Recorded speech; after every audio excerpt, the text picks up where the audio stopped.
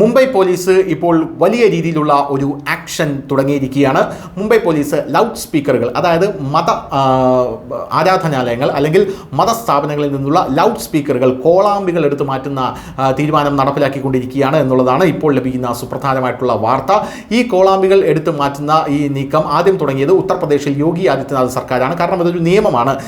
രാജ്യത്തെ സിറ്റികളിൽ ഈ ഇത്ര ഡെസിബലിന് മുകളിലുള്ള കോളാമ്പികൾ ഉപയോഗിക്കാൻ പാടില്ല, അല്ലെങ്കിൽ കോളാമ്പികളെ ഉപയോഗിക്കാൻ പാടില്ല എന്നുള്ളത്. എന്നാൽ ഇതിൽ തൊടാൻ പല ഗവൺമെൻറ്റുകൾക്കും വളരെയധികം ഭയമാണ്. കാരണം ഇത് ഒരു മതപരമായിട്ടുള്ളൊരു പ്രശ്നമായതുകൊണ്ട് തന്നെ വളരെ സെൻസിറ്റീവായിട്ടുള്ളൊരു ഇഷ്യൂ ആണ്.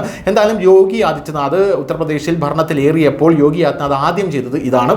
ഈ കോളാമ്പികളെല്ലാം അവിടെ നിന്നും പല മോസ്കുകളിൽ നിന്നും ഈ കോളാമ്പികൾ എടുത്തു മാറ്റുകയും ആ കോളാമ്പികൾ യോഗി ആദിത്യനാഥ് ചെയ്തത് പല സ്കൂളുകൾക്ക് കൊടുക്കുകയുമാണ്. അതായത് സ്കൂളുകൾക്ക് കൊടുക്കുന്നു എന്ന് പറയുമ്പോൾ ഈ കോളാമ്പികൾ എടുത്ത് സ്കൂളുകളിലെ അസംബ്ലികളിൽ കുട്ടികൾക്ക് പ്രാർത്ഥന ചൊല്ലാനും മറ്റും എടുത്ത് കൊടുക്കുകയാണ് ചെയ്തത്. അതൊരു വലിയൊരു നടപടിയായിട്ടാണ് കണക്കാക്കിയിരുന്നത്. രാജ്യം മുഴുവൻ അതിന് കൈയടിച്ചതാണ്. എന്നാൽ നിലവിൽ ഇപ്പോൾ ലഭിക്കുന്ന വിവരങ്ങൾ അനുസരിച്ച് മുംബൈയിൽ ലൗഡ് സ്പീക്കർ ഫ്രീ ആക്കാനാണ് ഇപ്പോൾ അവിടുത്തെ മുഖ്യമന്ത്രിയായിട്ടുള്ള ദേവേന്ദ്ര ഫട്നാവിസ് ഒരുങ്ങുന്നത്.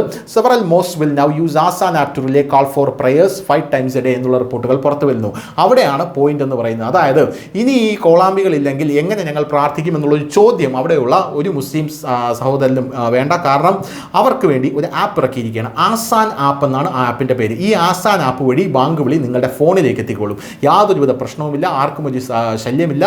കൃത്യമായുള്ള സൗകര്യം അവിടെ ഏർപ്പെടുത്തിയിട്ടുണ്ട്. ആ ആസാൻ ആപ്പ് വഴി 5 നേരമുള്ള നിസ്കാരത്തിനുള്ള ബാങ്ക് വിളി നിങ്ങളുടെ ആപ്പിലെത്തും. അങ്ങനെ നിങ്ങൾക്ക് നിങ്ങളുടെ പ്രാർത്ഥനാ കർമ്മങ്ങൾ നിർവഹിക്കാമെന്നുള്ളതാണ്. അതായത് ഹൈടെക് ആയിട്ട് മാറുകയാണ് മുംബൈ സിറ്റി എന്നുള്ളതാണ് നമുക്ക് ലഭിക്കുന്ന പുതിയ വിവരം എന്ന് പറയുന്നത്. മുംബൈ അങ്ങനെ ലൗഡ് സ്പീക്കർ ഫ്രീ ആയി മാറുകയാണ് എന്നുള്ളതാണ് ഇപ്പോൾ ലഭിക്കുന്ന report. News desk, news India Malayalam.